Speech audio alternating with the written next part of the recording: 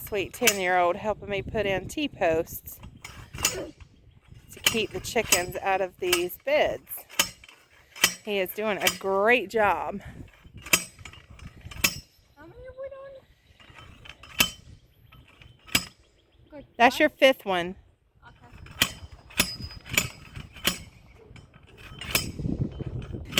So I had to do a voiceover here because the wind was so obnoxious that when I started editing, you could not hear a thing. So I am showing the after of how we deal with keeping chickens out of raised beds that are not fenced in, or out of anywhere that's not fenced in.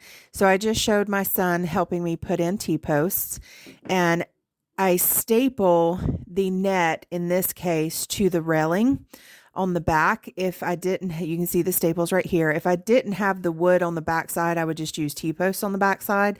And then I use a step-in post at 2 sides. So that way, when I need to access the bed, I can take the step-in post out and roll the fencing out without having to cut it or anything like that.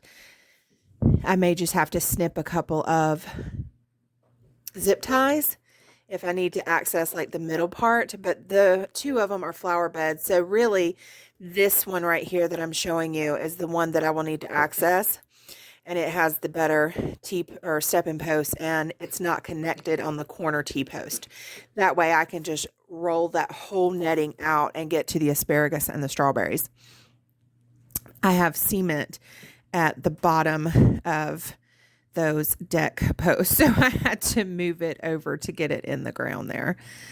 But that is how we keep them out. And we could end up with the chickens coming over from the rail of the porch, but because I left space at the top of the rail with the netting, most likely they will not get up there. So here's a wider view of that fire pit deck with the 3 beds on the one side. So it is all netted in, and I moved the 2 big teal containers into the space between, so those were protected as well.